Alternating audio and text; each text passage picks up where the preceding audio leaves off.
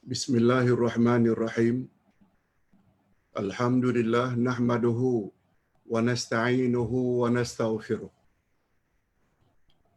Wa na'udzu billahi min shururi anfusina wa min sayyiati a'malina. May yahdihillahu fala mudilla lahu wa may yudlil fala hadiya lahu. Asyhadu an la ilaha illallah wahdahu la syarika lah. Wa asyhadu anna Muhammadan abduhu wa rasuluh la nabiyya ba'dah. Allahumma salli wa sallim ala nabiyyina Muhammad wa ala alihi wa sahbihi ajma'in, amma ba'd. Hadirin dan hadirat serta para pemirsa yang saya hormati, Assalamualaikum warahmatullahi wabarakatuh. Alhamdulillah, kita bersyukur kehadirat Allah Azza wa Jalla.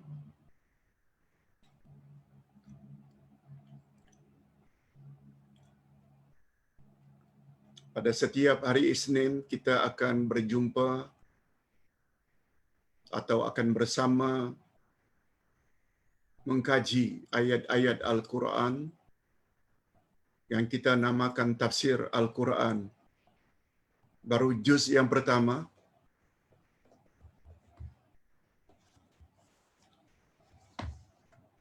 Yang akan membahas ayat 119 hingga 123 dari surat Al-Baqarah.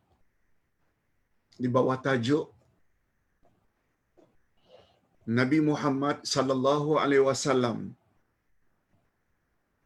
adalah penyampai berita gembira dan peringatan.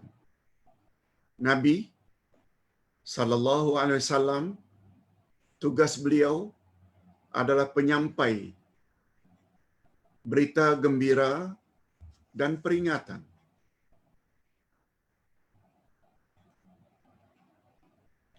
Itu adalah tugas utama Nabi Muhammad sallallahu alaihi wasallam dan nabi-nabi sebelumnya.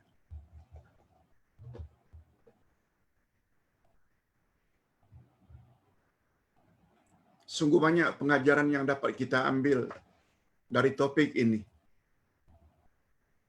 Nanti kita akan jelaskan. Oleh sebab itu, tanpa melengahkan waktu, kita langsung saja kepada topik. Ustaz baca dulu satu ayat daripadanya untuk mendapat keberkatan. A'udzubillahi minasyaitonirrajim. Inna arsalnaka bil haqqi basyiran wa nadhira wa la tus'al an ashabil jahim. Artinya, sesungguhnya kami telah mengutusmu, wahai Muhammad. Kami, Allah, telah mengutusmu, wahai Muhammad, dengan kebenaran, bil haqq. Jadi pengutusan baginda bukan bohong. Bil haqq, dengan kebenaran, dengan sebenar-benarnya, membawa kebenaran. Tugasmu utama sebagai penyampai berita gembira dan pemberi peringatan. Nanti kita akan jelaskan apa makna penyampai berita gembira dan peringatan. Dan kamu, hai Muhammad, tidak akan diminta pertanggungjawaban tentang penghuni-penghuni neraka. Bila kau dah sampaikan kebenaran, ternyata umatmu tak mau ikut juga, lalu mereka dihumban ke dalam api neraka, kami, kata Allah, tidak akan persalahkan kamu, wahai Muhammad. Masya Allah.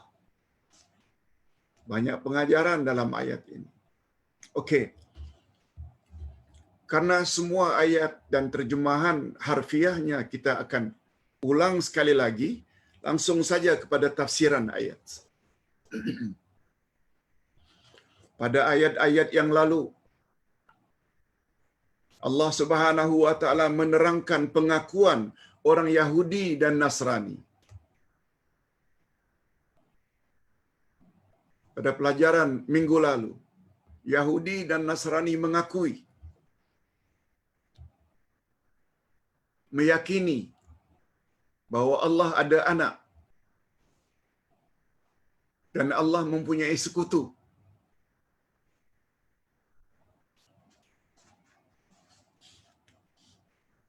Itu sebabnya orang-orang kafir ahli kitab seperti Yahudi dan Nasrani, Kristian, kafir musyrikin baik macam manapun perilaku mereka dalam kehidupan sehari-hari, mereka tetap bagaikan binatang. Allah yang sebut. Lihat surat Al-A'raf ayat 179. Lihat surat Muhammad ayat 12. Ulaika kal an'am. Mereka tak ubahnya bagaikan binatang ternak. Why? Kalau ditanya mengapa? Padahal perilaku mereka kadang-kadang lebih berintegriti dibanding orang Islam, sebab mereka telah buat dosa yang paling besar, yakni syirik, mendakwa Tuhan ada anak, dan lain-lain. Umat Islam kena faham ini. Jangan terlalu sanjung orang-orang kafir.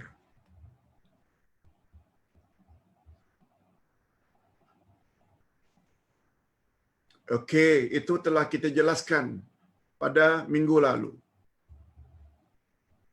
Yahudi dan Nasrani mengakui Allah itu ada anak, Allah ada sekutu. Padahal syirik adalah dosa yang paling besar yang Allah tidak akan ampun kalau mereka mati dalam keadaan kufur. Tempat mereka confirm neraka. Na'udzubillah min dzalik.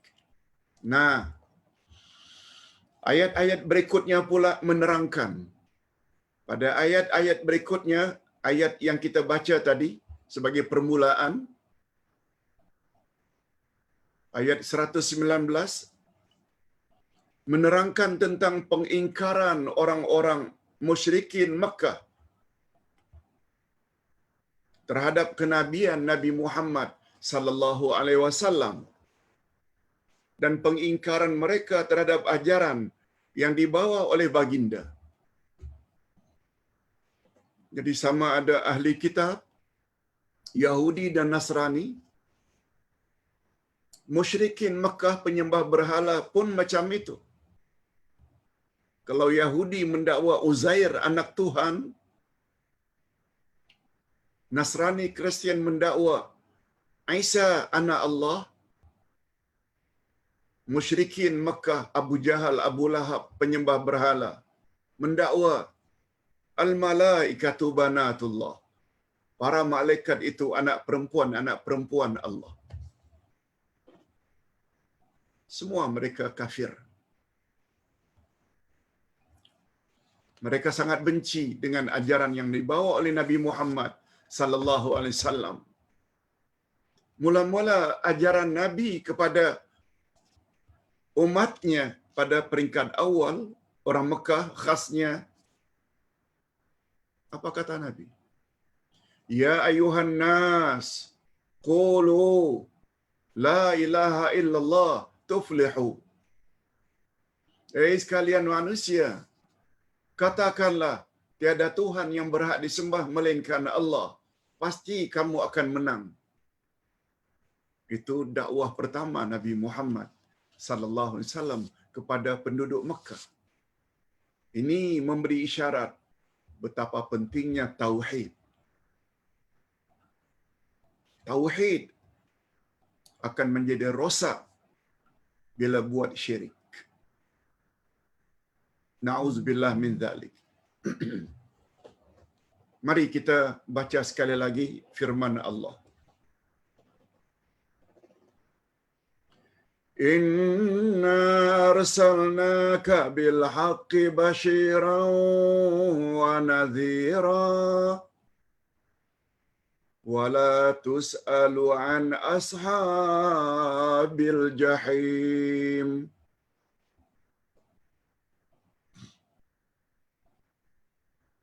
Sesungguhnya kami telah mengutusmu Muhammad dengan kebenaran sebagai pembawa berita gembira dan pemberi peringatan. Dan kamu tidak akan diminta pertanggungjawaban tentang penghuni-penghuni neraka. Okey, itu baru terjemah harfiah. Apa tafsirannya Pak Ustaz? Apa terjemah maknawiyahnya? Ini dia. Dalam ayat ini Allah Subhanahu wa taala ingin menghibur hati Nabi Muhammad. Allah ingin menghibur hati Nabi Muhammad bahwa pengutusan baginda sebagai seorang rasul dengan sebenarnya dan tidak perlu dipertikaikan lagi. Walaupun ada di kalangan kaumnya yang mempertikaikan kesahihan kerasulannya. Tugas utama baginda adalah pembawa berita gembira dan pemberi peringatan. Cuba kita ambil pendapat orang yang paling pakar dalam hal ini, yaitu Abdullah ibnu Abbas radhiyallahu anhuma. Apa kata Ibnu Abbas? Itu nama singkatnya. Nama lengkapnya Abdullah ibnu Abbas. Beliau orang yang paling pakar dalam menafsirkan Quran. Nah, bagus juga Ustaz langsung jawab. Betulkah Pak Ustaz? Kepakaran Abdullah ibnu Abbas adalah berkat daripada tahnik, belah mulut yang dilakukan oleh Rasulullah semasa Abdullah ibnu Abbas baby? Yes. Itu di antara kesannya. Nabi mendoakan Abdullah ibnu Abbas sejak kecil lagi setelah tahnik.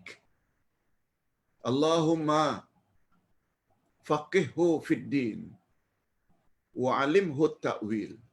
Ya Allah, berilah baby ini ilmu agama yang mendalam dan kemahiran dalam menafsirkan Quran. Abdullah ibnu Abbas namanya. Itu sebabnya beliau mendapat gelaran Turjamanul Quran. Siapa yang ingin agar anak cucunya jadi orang yang memiliki pengetahuan agama yang mendalam, mahir dalam menafsirkan Quran kelak, jangan lupa baca doa itu. Allahumma faqihhu fid din wa alimhu ta'wil. Apa kata Abdullah ibnu Abbas tentang ayat ini? Pembawa berita gembira bagi siapa yang mentaatimu dengan kebahagiaan di dunia dan di akhirat. Itu dia. Dan pemberi peringatan pula, tugas Nabi sebagai pemberi peringatan bagi siapa yang mengingkarimu dengan kecelakaan di dunia dan di akhirat. Na'udzubillahi min dzalik. Jadi Nabi Muhammad sallallahu alaihi wasallam, kalau kita hadirin dan hadirat serta para pemirsa,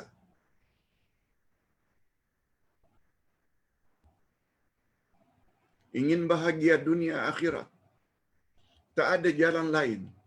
Ikuti ajaran Nabi Muhammad sallallahu alaihi wasallam.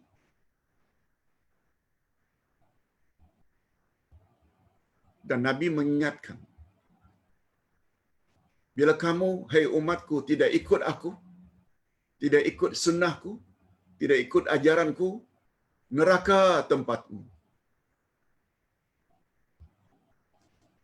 Make your choice. Buat pilihan. Jangan degil. Kalau ingin selamat, tidak ada jalan lain kecuali sami'na wa ata'na. Kami dengar, wahai Nabi, dan kami taati. Buat suruhan, jauhi larangan. Jangan degil.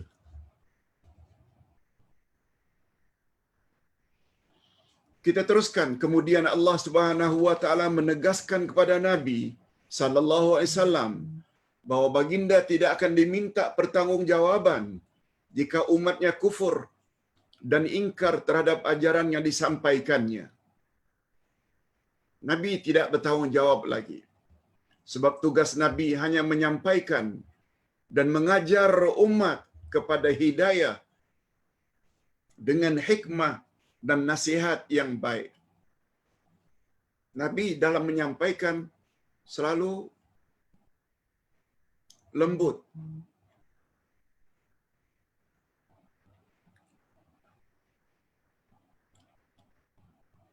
Dengan pendekatan yang lunak. Approach. Merangkul.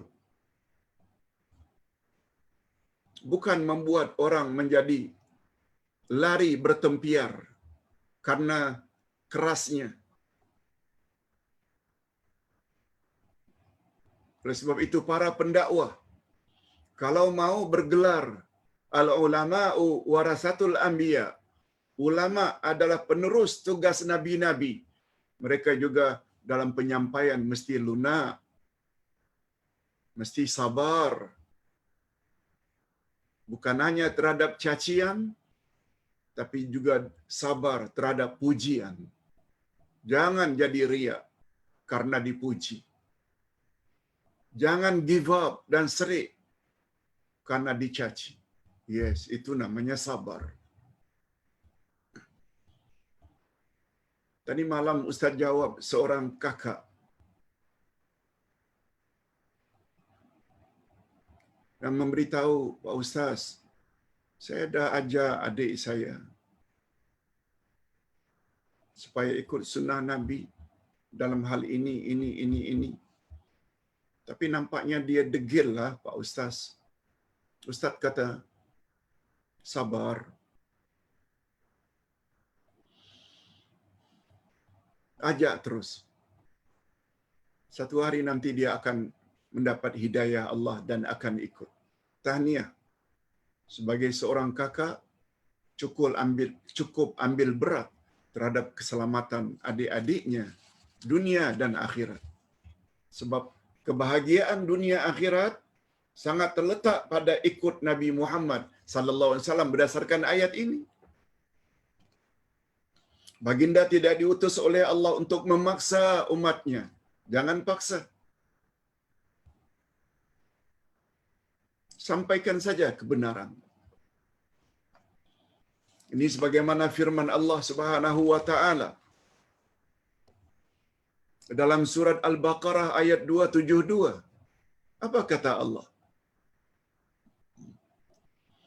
Laisa 'alaika hudahum walakinnallaha yahdi man yasha. Bukanlah kewajibanmu menjadi mereka mendapat hidayah atau petunjuk. Bukan kewajibanmu, hai Muhammad. Akan tetapi Allah lah yang memberi petunjuk atau memberi taufik kepada siapa yang Dia kehendaki.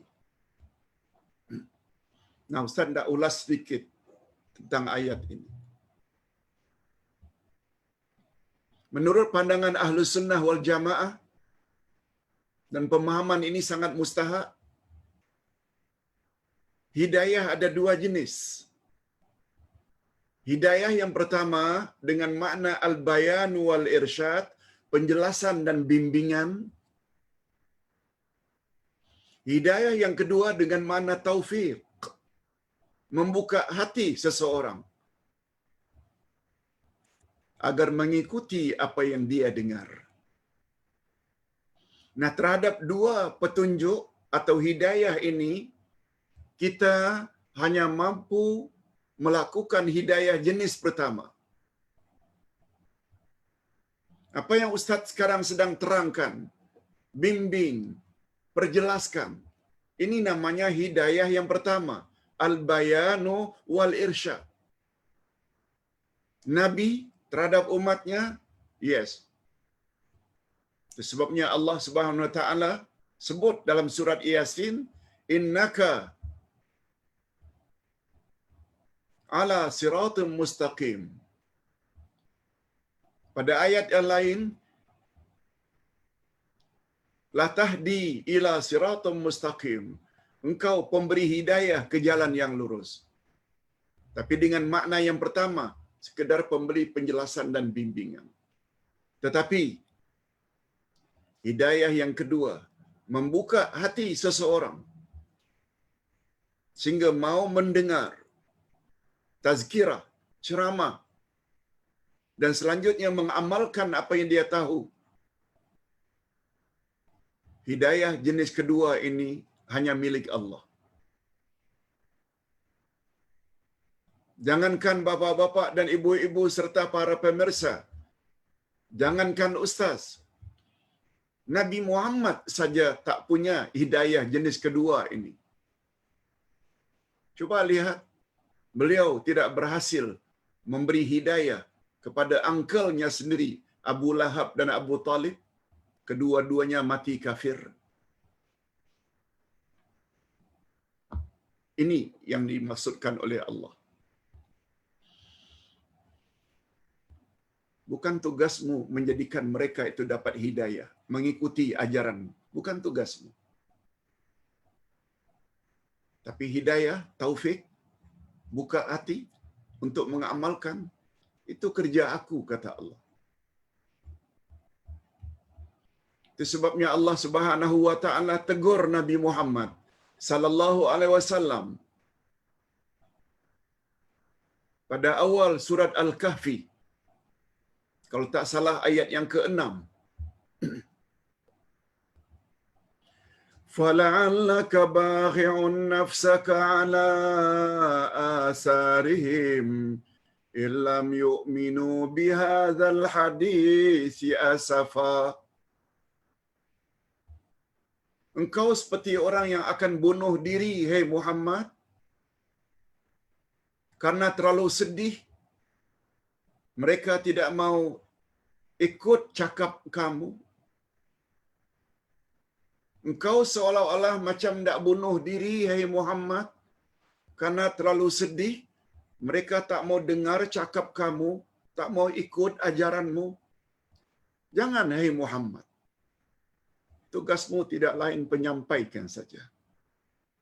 Sebabnya, atas dasar inilah, Ustaz tidak suka memaksa seseorang mesti ikut pandangan Ustaz.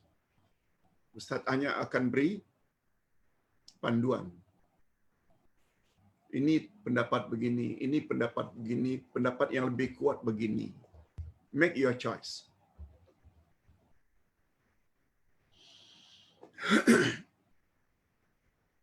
Seperti baru-baru ini satu orang bertanya, Pak Ustaz, kalau kita ingin mendapat perlindungan daripada Allah,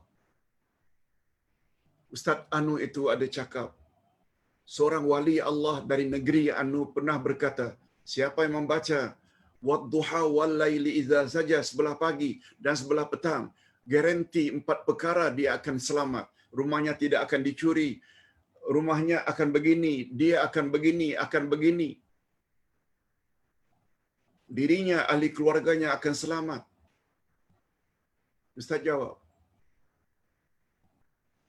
itu wali Allah dari negeri itu yang namanya itu cakap.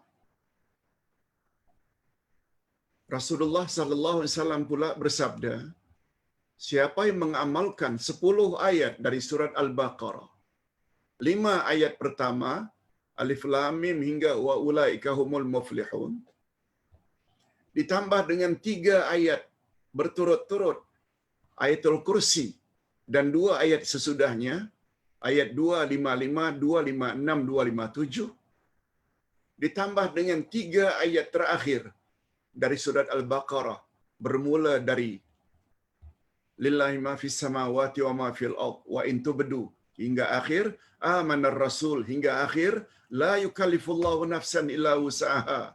Hadis sahih. Siapa yang mengamalkannya pagi dan mengamalkan petang, dia tidak akan digoda oleh syaitan. Dan Allah akan lindungi dirinya, ahli keluarganya dan hartanya. Itu cakap wali. Dari mana dia tahu itu fadilatnya? Itu perkara gaib. Ini yang cakap Nabi, hadisnya sahih. Make your choice. Faham.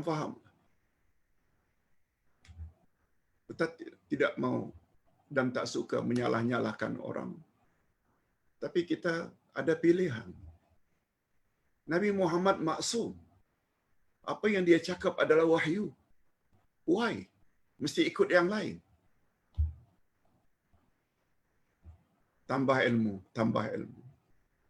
Makin banyak ilmu kita, makin selari.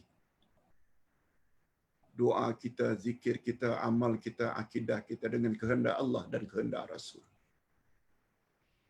Itu sebabnya kata Nabi, aku tinggalkan 2 pedoman untukmu wahai umat. Selagi kamu berpegang teguh, kamu tidak akan sesat selama-lamanya.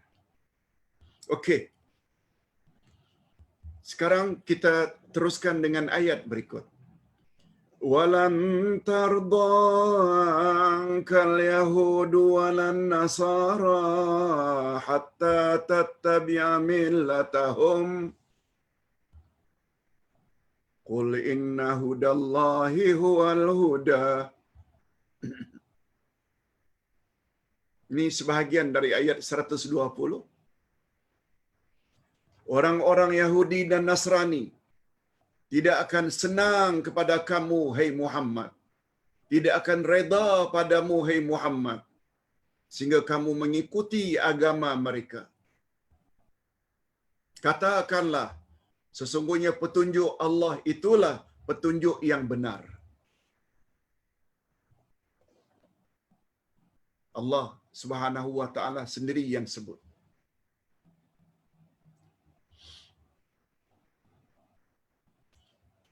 Bahwa Yahudi dan Nasrani tidak mungkin akan reda kepadamu, hai umat Islam. Kita baca terjemahannya atau tafsirannya. Allah menjelaskan kepada Nabi Muhammad sallallahu alaihi wasallam dalam ayat di atas bahwa orang Yahudi dan Nasrani sekali-kali tidak akan senang terhadap baginda sehingga baginda mengikuti agama mereka.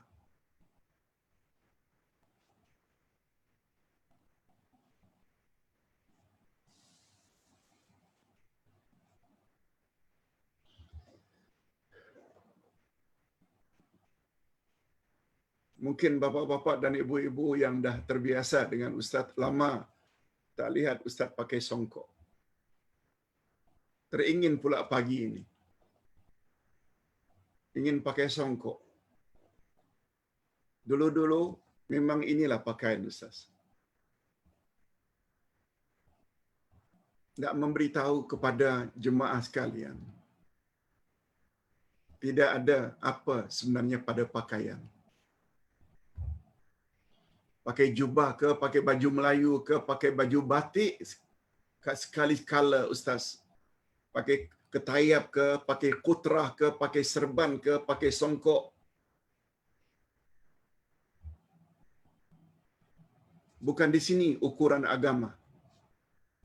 Malah berapa banyak orang-orang alim yang tak pakai songkok langsung. Coba lihat Ustaz Kamilin Jamilin, pakar hadis. Ustaz Abdul Mu'in, pakar tadabbur. Kapten Hafiz Firdaus, pakar dalam fiqh, khasnya dalam bab bid'ah. Semuanya tak pakai songkok. Itu sebabnya jangan terlalu terikat dalam menentukan kualiti sesuatu ajaran itu dari pakaian.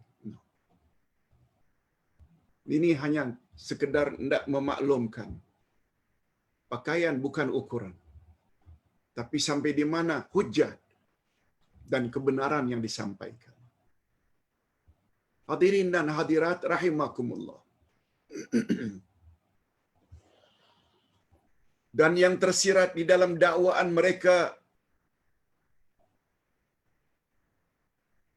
yakni orang-orang Yahudi dan Nasrani, tersirat di dalam dakwaan mereka, kami sekali-kali tidak akan reda dengan ajaran yang engkau bawa, hai Muhammad, sehingga engkau ikut agama kami. Begitu tersuratnya, maddo. Mafhumnya apa dia? Seolah-olah hanya agama mereka sajalah hidayah yang sebenarnya. Dia membawa makna itu. Dan hidayah tersebut tidak mungkin berada di dalam agama lain, termasuk agamamu, hai Muhammad. Ini semua dakwaan Yahudi dan Nasrani. Dakwaan mulut. Semua orang boleh bercakap.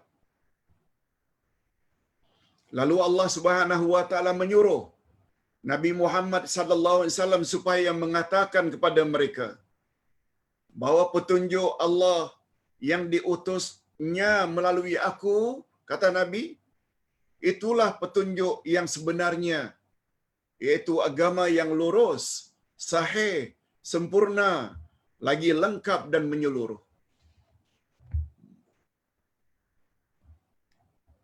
Ini yang Ustaz katakan. Ilmu tafsir ini sangat mustahak.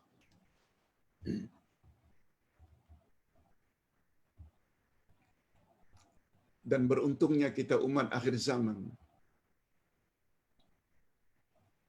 Al-Quran lah satu-satunya kitab dari langit yang mendapat jaminan tidak boleh dipalsukan.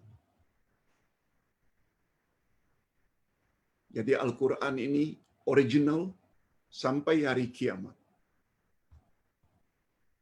Ini yang Ustaz maksudkan semalam. Perbezaan kita dengan Syiah. Syiah pula kata Quran yang ada pada hari ini bukan Quran yang asli.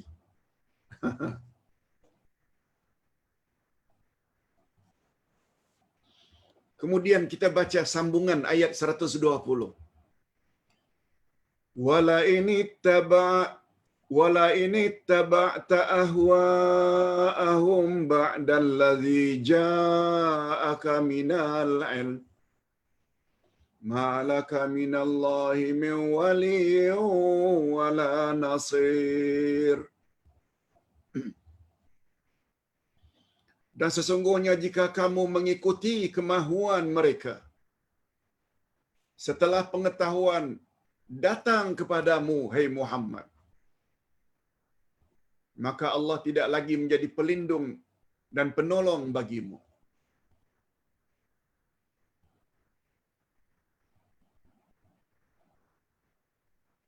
Itu baru terjemah harfiah. Kita baca dulu, nanti Ustaz explain lebih lanjut. Walaupun pada asalnya mukhatab atau sasaran ayat itu kepada Nabi Muhammad sallallahu alaihi wasallam, namun kandungannya juga termasuk umatnya. Sebab Allah menyebut wala ini taba'ta ahwa'ahum, jika engkau, hai Muhammad, ikuti kehendak mereka, keinginan mereka, Yahudi dan Nasrani, padahal telah datang ilmu yang benar kepadamu, kamu tidak akan dapat penolong. Tidak ada bagimu penolong lagi.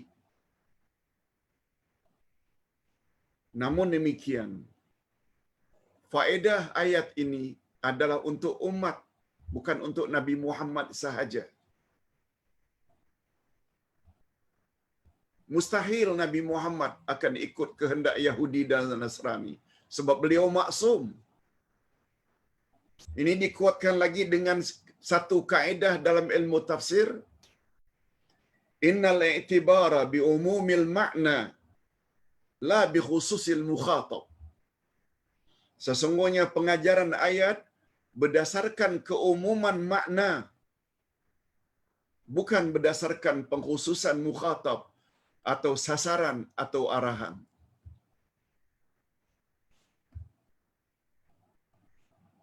Dengan kaedah yang lain, Ustaz selalu sebut, al-ibrah bi umumil alfaz, la bi khususil asbab. Segala pengajaran dalam Al-Quran seumum lafaznya. Ia bukan khas untuk orang-orang yang karenanya ayat itu diturunkan. Nah, kaedah ini sama dengan kaedah itu.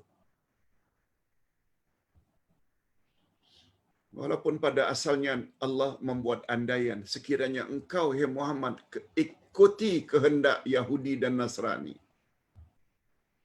Padahal kebenaran telah sampai kepadamu.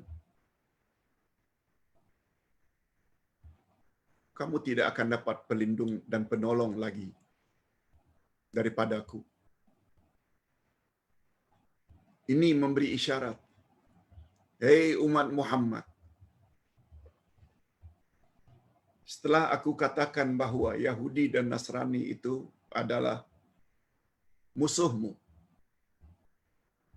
mereka tidak akan reda sehingga kamu mengikuti keinginan mereka. Tapi kalau kamu ikut juga, niscaya kamu tidak akan ditolong. Maksudnya, ayat ini mengandungi larangan yang sangat keras kepada Nabi Muhammad sallallahu alaihi wasallam dan umatnya daripada mengikuti hawa nafsu Yahudi dan Nasrani serta menyerupai amalan-amalan agama mereka. Jangan.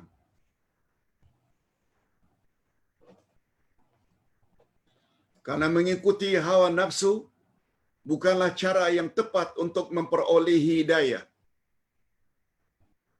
Dan jika mereka berbuat juga demikian, niscaya Allah tidak akan melindungi dan menolong mereka. Dan siapa lagi yang akan melindungi dan menolong selain Allah?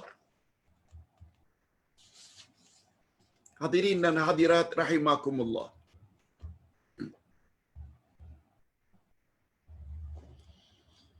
Itu sebabnya kalau tidak salah semalam atau 2 hari yang lalu Ustaz ada buat bagaimana sikap kita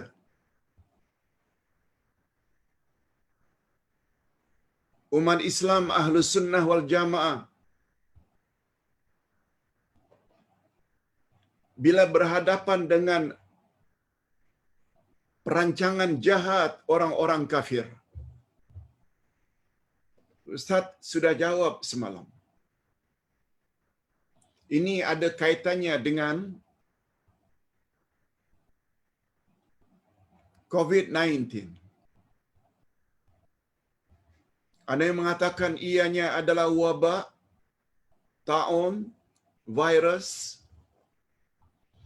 dan tidak ada kurang pula yang mengaitkannya dengan konspirasi pihak-pihak kufar, khasnya Yahudi dan Nasrani, dan komunis.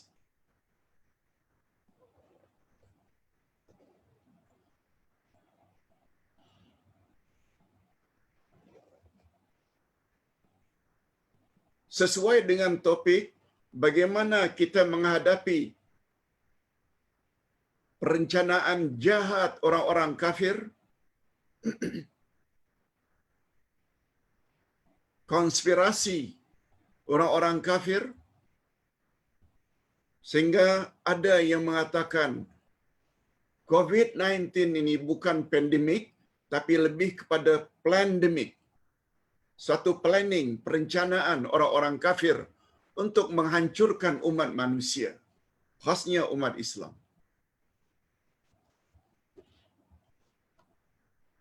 Ustaz tidak menafikan kedua-dua kemungkinan tersebut. Sebab masing-masing ada fakta. Tapi Ustaz hanya fokus bagaimana sikap kita. Ustaz kata, kalau awak mendakwa COVID-19 ini sengaja direka-reka oleh orang-orang kafir untuk mengurangi penduduk dunia yang sudah terlalu ramai, selain untuk menjual produk yang mereka hasilkan. Terlepas dari itu semua, konspirasi kafir terhadap umat Islam, dia telah bermula dari zaman dahulu kala lagi. Coba lihat, semua rasul mendapat penentangan dari golongan kufar. Ini di antara ayatnya 120 Al-Baqarah. Sekali-kali tidak akan reda Yahudi dan Nasrani sehingga kamu ikut agama mereka.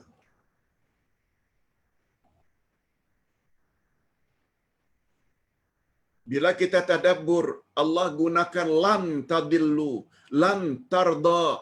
Lan adalah harfun nafi lil abad. Huruf nafi yang berfungsi untuk menyatakan abadi selama-lamanya. Mereka tak akan reda pada kita.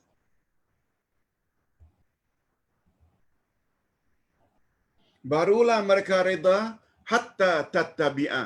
Hatta ni harfun lil ghayah. Barulah berakhir kebencian mereka bila kita ikut agama mereka, kehendak mereka, hawa nafsu mereka.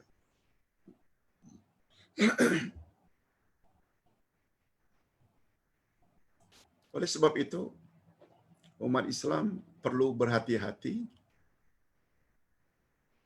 Oleh sebab itu, andai kata kita tidak ada pilihan, karena mendapat arahan sehingga mengambil vaksin, tak ada masalah. InsyaAllah tak ada masalah. Ingin selamat, senang saja. Dekatkan diri kepada Allah. Allah akan tolong kita. Allah dah sebut di dalam surat Ali Imran ayat 34 atau 54. Wa makaru wa makarallah wallahu khairul makirin. Mereka membuat perancangan jahat. Allah balas rancangan jahat mereka itu. Dan perancangan Allah lah yang terbaik. Dalam surat Fatir pula ayat 32, Allah berfirman,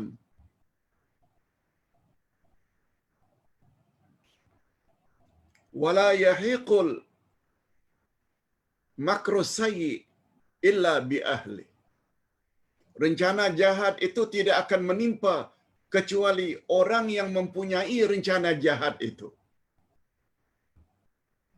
Akhirnya backfire. Ia akan musnah tetap mereka yang membuat rencana jahat. Nah, andai kata kita termasuk orang yang menjadi mangsa konspirasi mereka, jangan sampai kehilangan panduan. Allah kata, in tansurullah yansurkum. Bila kamu bantu agama Allah, Allah pasti bantu kamu. Baca zikir-zikir pagi dan zikir-zikir petang seperti yang Ustaz sebutkan tadi, 10 ayat surat Al-Baqarah. Nah, malamnya pula kata Nabi dalam hadis sahih riwayat Imam Bukhari dan Imam Muslim, man qara'a ayataini min akhir suratil Baqarah fi lailatin kafata. Siapa membaca 2 ayat terakhir dari surat Al-Baqarah pada waktu malam sebelum tidur, enough, cukup. Allah akan menjadi pelindung untuknya. Apalagi diikuti dengan ayatul kursi dengan 3 qul. Garanti orang tersebut akan dilindungi dan diselamatkan oleh Allah. Tuh, itu maksudnya. Oh, kita takut ini virus ini masuk ke dalam rongga-rongga. 2 hari yang lalu Ustaz ada post 7 rongga tempat yang terdedah untuk dimasuki oleh virus. 2 mata, mulut, 2 telinga. 2 telinga. 2 mata, 2 lubang hidung, mulut, 7 anggota. Semua itu insya-Allah akan selamat bila kita amalkan berwuduk bersambung-sambung. Batal ambil uduk lagi, batal ambil uduk lagi. Sebab virus tidak boleh masuk apabila sesuatu itu bersih. Kita bersihkan hidung, kita bersihkan mulut, kita bersihkan mata, kita bersihkan lubang-lubang telinga. Apalagi menurut saintis, orang yang banyak sujud sangat memungkinkan untuk terhindar dari COVID-19. Semua ditemui oleh saintis. Nabi Muhammad sallallahu alaihi wasallam dah sebut 15 abad yang lalu. Bila kita buat ini semua perancangan jahat orang-orang kafir terhindar insya-Allah. Wa makaru wa makarallah wallahu khairul makirin. Mereka membuat konspirasi, rencana jahat, Allah balas rencana jahat mereka dan Allah lah sebaik-baik orang yang membalas kejahatan. Wala yahiqu al-makra sayyi illa bi ahli. Allah tidak akan timpakan setiap rencana jahat kecuali kepada orang yang membuat rencana jahat tersebut. Dia akan menjadi backfire. Ini belum lagi di akhirat. Nah, andai kata kita sudah terambil vaksin, andai kata dakwaan yang mengatakan konspirasi itu adalah benar, sabar, dekatkan diri pada Allah dan apa janji Rasulullah. Siapa yang meninggal dunia disebabkan oleh COVID-19, maksudnya oleh wabak, taun, virus yang hari ini dipanggil COVID-19, dia sabar, dia termasuk orang yang dapat mati syahid akhirat. InsyaAllah dia masuk syurga tanpa hisab. Begitu kita memahami, hadirin dan hadirat rahimakumullah. Selanjutnya Allah Subhanahu wa taala berfirman, Alladzina atainahumul kitaba yatlunahu haqqa tilawatih ulaika yu'minuna bih wa man yakfur bihi fa ulaika humul khasirun. Orang-orang yang telah kami berikan Alkitab kepadanya, mereka membacanya dengan bacaan yang sebenarnya. Mereka itu beriman kepadanya. Dan barang siapa yang ingkar kepadanya, maka mereka itulah orang-orang yang merugi. Walaupun pada asalnya Allah menceritakan sikap Yahudi dan Nasrani yang dapat Taurat, dapat Injil, ada yang beriman. Karena mereka orang beriman. Tapi ada pula yang telah merubah-rubah kitab Taurat dan Injil yang original. Perhatikan tafsirannya. Yang dimaksudkan dengan membaca Alkitab dengan bacaan yang sebenarnya ialah mengikuti ajaran Alkitab yang sebenarnya.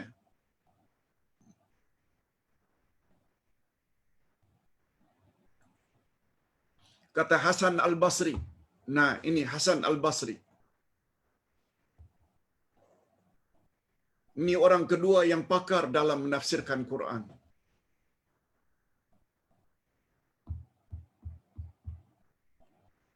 Kalau Abdullah ibnu Abbas ditahnik, dibelah mulut oleh Nabi sallallahu alaihi wasallam, Hasan Al-Basri ini lahir tak jumpa Nabi. Hasan Al-Basri lahir 3 tahun sebelum Umar dibunuh. Setelah Nabi kan Khalifah Abu Bakar. Setelah Abu Bakar meninggal dunia, Umar Ibn Khattab. Umar dibunuh ketika menjalankan tugas kekhalifahan. 3 tahun sebelum Umar dibunuh, Hasan Al-Basri lahir. Umar yang tahnik, belah mulut. Umar juga baca doa yang sama dan tambahannya, yaitu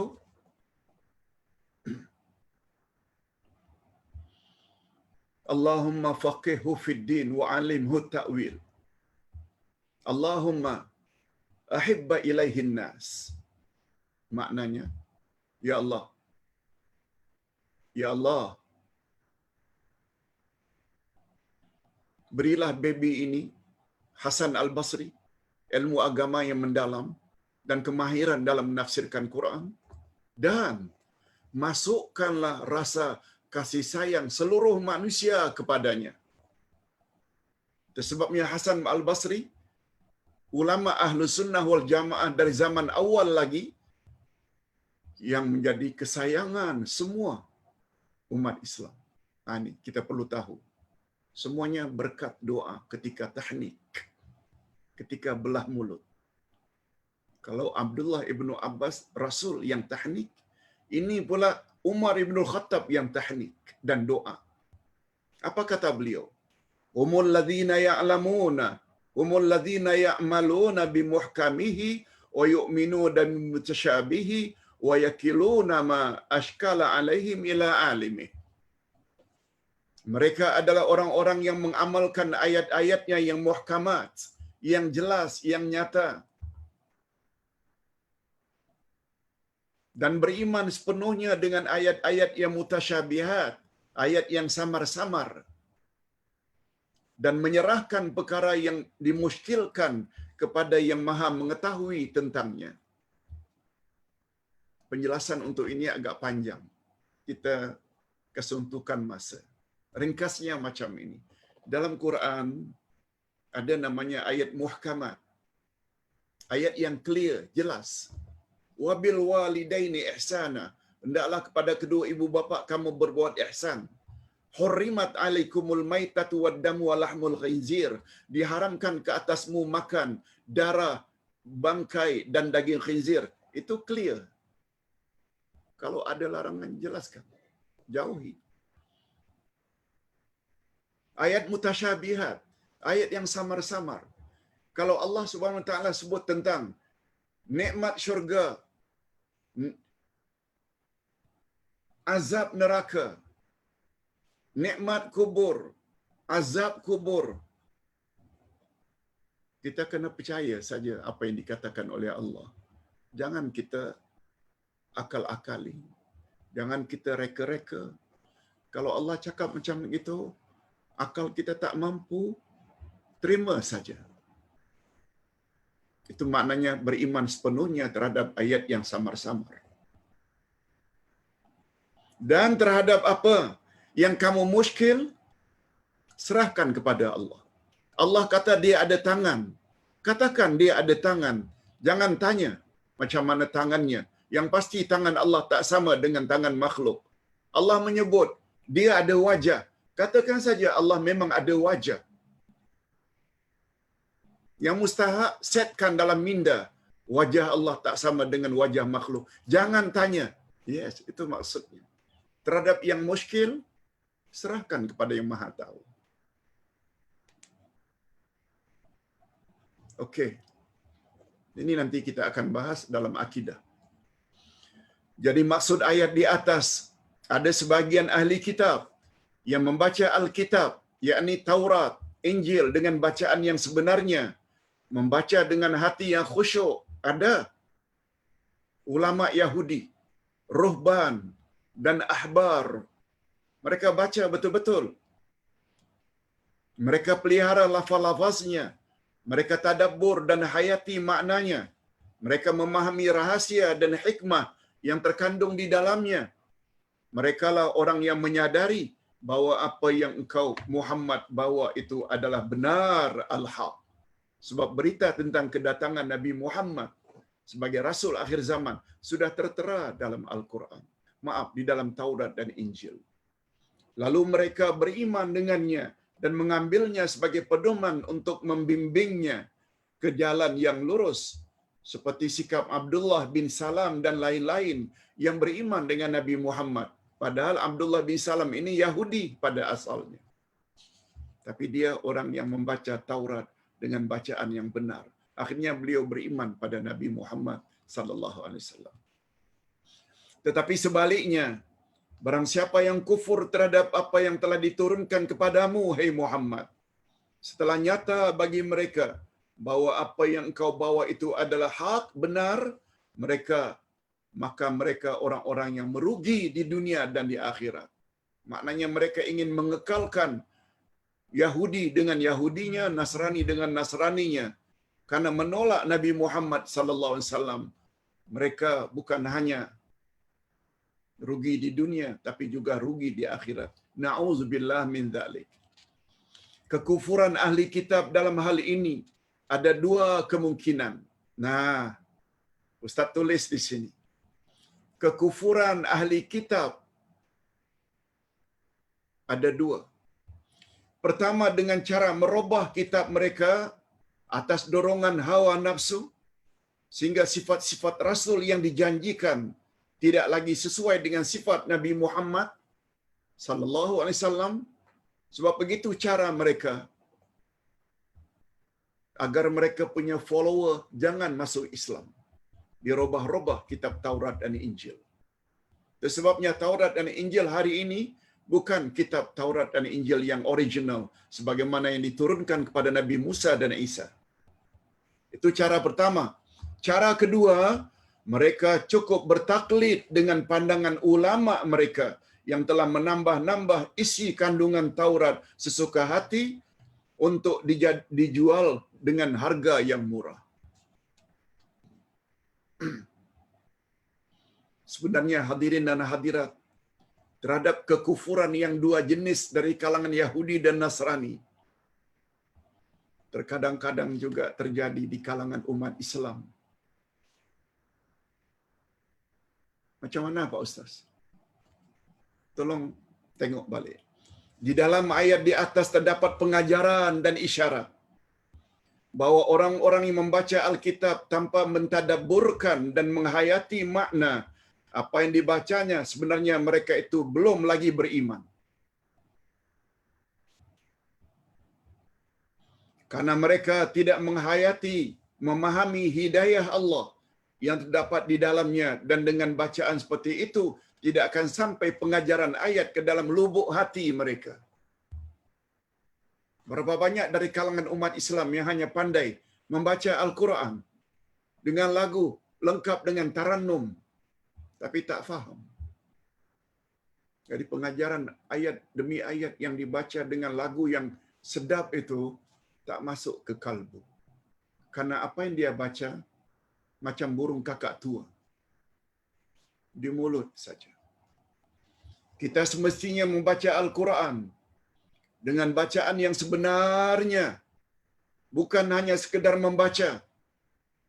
Memang tidak dinafikan bahawa membaca Al-Quran adalah ibadat. Ia berbeza dengan kitab-kitab yang lain. Yes, betul. Quran adalah mukjizat. Dan orang yang membacanya akan diberi ganjaran pahala walaupun dia tidak memahami makna yang dibacanya. Tapi kita tetap berani mengatakan kalau sekedar itu belum cukup. Sebab Quran diturunkan bukan setakat untuk dibaca. Quran diturunkan untuk dijadikan pedoman. Untuk menjadikan Quran sebagai pedoman dalam hidup, impossible. Kalau apa yang kita baca kita tak faham. Namun demikian, karena matlamat Al-Quran diturunkan adalah untuk dijadikan pedoman hidup dan ikutan, maka jika Al-Quran hanya dibaca, walaupun dilagukan dengan suara yang merdu, Tetapi jika tidak difahami maknanya dan tidak pula dilaksanakan tuntutan kandungannya, maka itu berarti tanpa disadari kita telah memperolok-olokkan Allah Azza wa Jalla.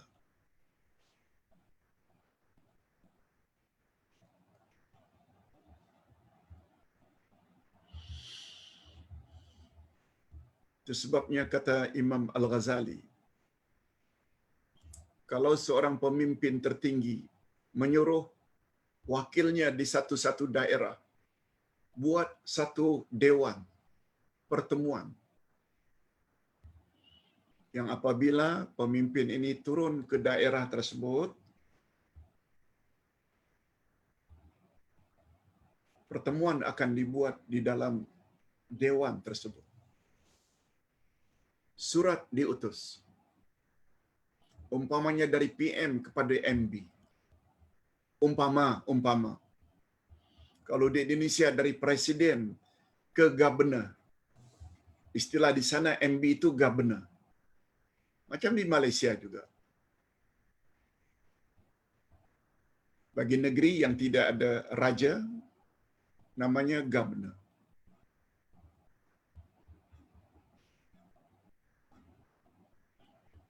Setelah sekian lama diutus surat ke daerah untuk bangun satu dewan yang dicadangkan akan dibuat pertemuan pada tahun hadapan. Begitu presiden sampai, governor tersebut hanya baca suratnya. Kandungan surat tersebut supaya membina dewan tidak dilaksanakan. Hanya baca saja di depan presiden. Marah tak presiden? Subhanallah, kata presiden.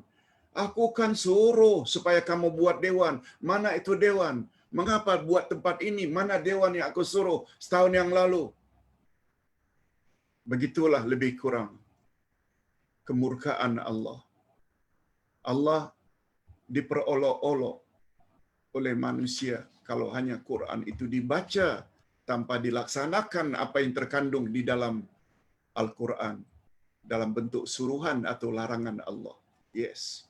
Satu tamsilan yang sangat cantik dari Imam Al-Ghazali. Malah sebelum itu, Khalifah Ar-Rashidin yang ketiga, Utsman ibnu Affan juga berkata dengan perkataan yang sama. Ya Bani Israel, adhkuru ni'mati allati an'amtu alaikum wa anni faddaltukum 'alal 'alamin. Hei Bani Israel, ingatlah akan nikmatku yang telah aku anugerahkan kepadamu dan aku telah melebihkan kamu atas segala umat.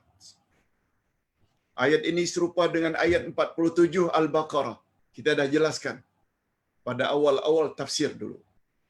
Diulang sekali lagi di sini untuk menguatkan lagi dan mendorong Bani Israel agar mengikuti Nabi yang ummi, buta huruf, yang mereka dapati sifatnya di dalam kitab mereka.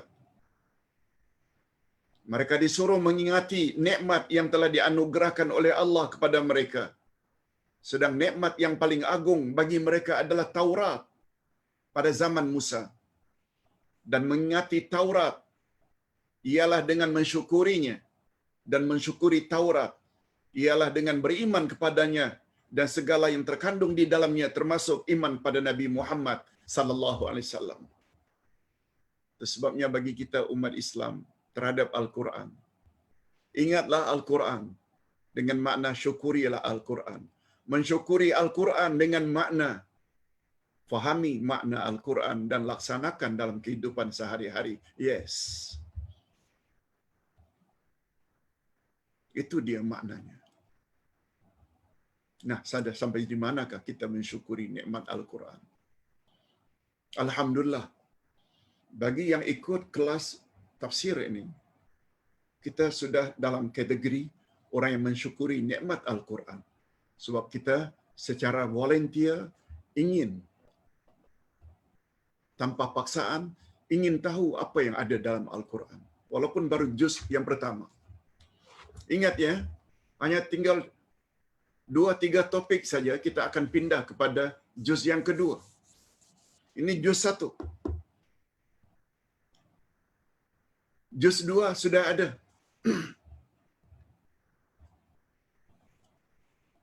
Tolong miliki sebelum berakhirnya kitab ini. Yang tinggal sedikit.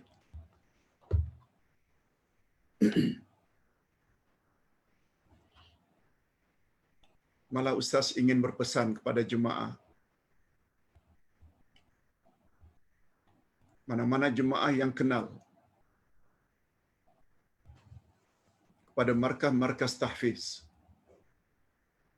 yang pada umumnya fokus mereka menghafal Al-Quran. Bagus. Tapi sebenarnya mereka juga perlu tahu isi kandungan Al-Quran. Kalau ada para jemaah yang mengetahui alamat mereka, kenal dengan pemimpin markas tahfiz,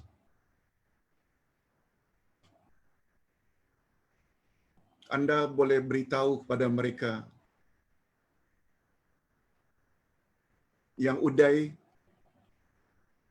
boleh usahakan untuk menghadiahkan mereka tafsir Al-Quran.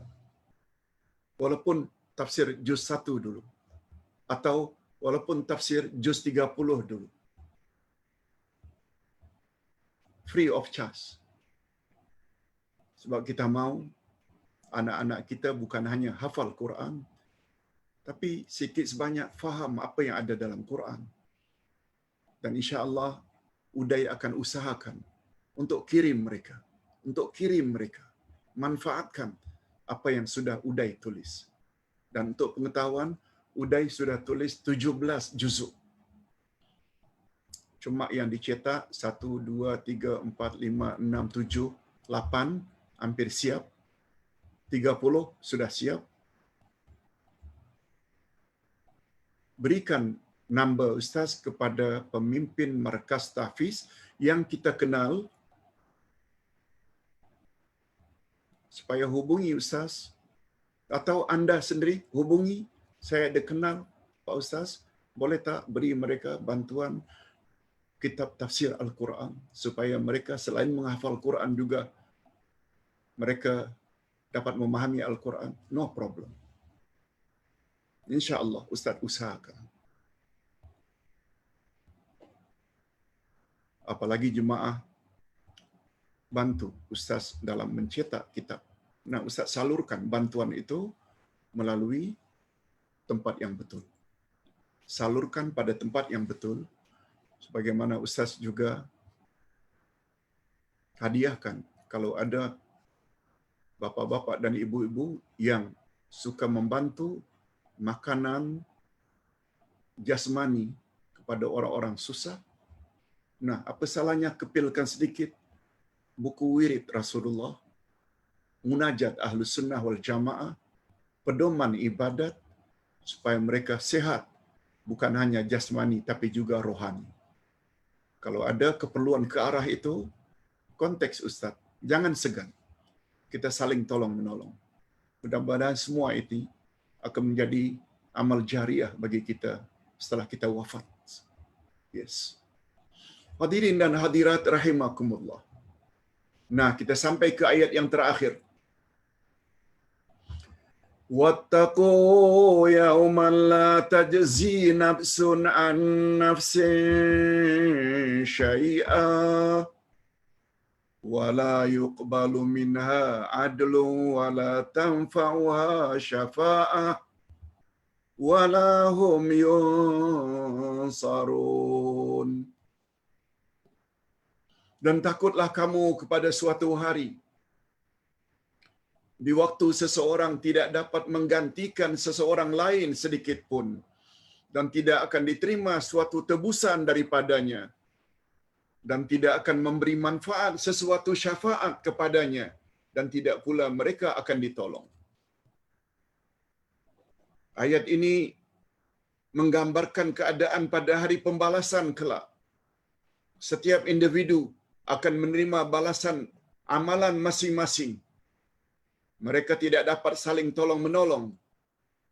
Ini sebagaimana sabda Rasul sallallahu alaihi wasallam kepada putrinya yang bernama Fatimah radhiyallahu anha. Fatimah Az-Zahra. Apa kata Nabi kepada putri kesayangannya?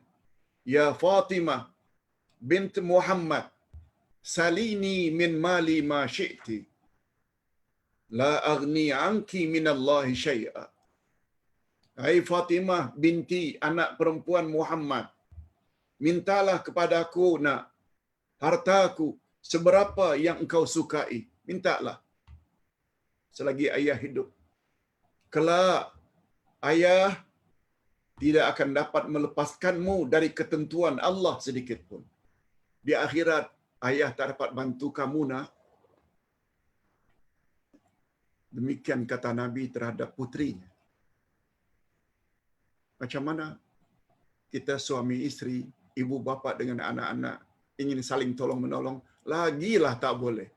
Yang boleh tolong kita adalah amal kita. Itu sebabnya selagi hayat di kandung badan, usahakan supaya amal atau bekalan akhirat bertambah-tambah. Ustaz kira cukup sampai di sini dulu. Jangan lupa untuk mendapat buku juz yang kedua sebelum ia berakhir. Alhamdulillah Rabbil Alamin. Wassalatu wassalamu ala ashrafil anbiya'i wal mursalin wa ala alihi wa sahbihi ajma'in. Rabbana ighfir lana dhunubana wa liwalidina warhamhum kama rabbawna shighara. Ya Allah, ampunkanlah dosa kami dan dosa kedua ibu bapa kami. Dan cucurilah mereka rahmat-Mu ya Allah, sebagaimana mereka telah didik kami sejak dari kecil. Rabbana hab lana min azwajina wa dhurriyyatina qurrata a'yun waj'alna lil muttaqina imama. Ya Allah, berilah kami pasangan hidup dan zuriat keturunan yang menyedapkan pandangan mata dan hati kami. Dan jadikanlah kami pemimpin bagi orang-orang yang bertakwa. Allahumma aslih lana dinana alladhi huwa ismatu amrina wa aslih lana dunyana allati fiha ma'ashuna wa aslih lana akhiratana allati ilaiha ma'aduna waj'alil hayata ziyadatan lana fi kulli khair waj'alil mauta rahatan lana min kulli syarr. Ya Allah, perbaikilah agama kami sebab Dialah yang akan mengatur segala urusan kami. Ya Allah, perbaikilah dunia kami sebab padanya kami menjalani kehidupan. Ya Allah, perbaikilah akhirat kami sebab kepadanya semua kami akan menuju. Ya Allah, jadikanlah sisa-sisa hidup kami ini sebagai tanda pertambahan amal-amal saleh kami sebagai bekal akhirat. Dan jadikanlah kematian kami kelak sebagai tanda berakhirnya dosa-dosa kami. Allahumma inna na'udzubika minal hammi wal hazan wa na'udzubika minal ajzi wal kasal wa na'udzubika minal jubni wal bukhl wa na'udzubika min ghalabatid daini wa qahri rijal wa na'udzubika min an nuradda ila arzalil umur. Ya Allah, kami mohon dilindungi daripada sifat malas, sifat bodoh, sifat bakhil, dikongkong oleh orang-orang yang berkuasa. Dan kami juga mohon dilindungi daripada hutang keliling pinggang. Kami juga mohon Engkau lindungi kami ya Allah daripada sampai umur nyanyuk birahmatika ya arhamar rahimin. Allahumma arfa' 'anna al-bala'i wal waba' wa sayyil asqam wa COVID-19 min biladina wa biladal muslimin wa min usratina khasatan birahmatika ya arhamar rahimin. Ya Allah, angkatkanlah COVID-19 dari negeri kami dan negeri-negeri jiran dan negeri-negeri umat Islam di seluruh dunia. Angkatkanlah balak dan wabak serta penyakit yang berjangkit serta COVID-19 khasnya dari keluarga kami. Oleh sebab itu, jika ada di antara keluarga kami, jemaah kami yang dijangkiti COVID-19, sembuhkan penyakit mereka ya Allah. sebab tidak ada yang dapat menyembuhkan kecuali hanya Engkau. Dan andai kata mereka berakhir, akhirilah hidup mereka dengan husnul khatimah. Berilah mereka yang meninggal dunia disebabkan wabak COVID-19 ini mendapat ganjaran mati syahid sebagaimana yang Engkau janjikan melalui lisan Rasul-Mu. Wa sallallahu ala nabiyyina Muhammad wa ala alihi wa sahbihi ajma'in. Subhana rabbika rabbil izzati amma yasifun. Wa salamun alal mursalin. Walhamdulillahi rabbil alamin. Subhanakallahumma wa bihamdik. Asyhadu an la ilaha illa anta astaghfiruka wa atubu ilaik. Assalamualaikum warahmatullahi wabarakatuh.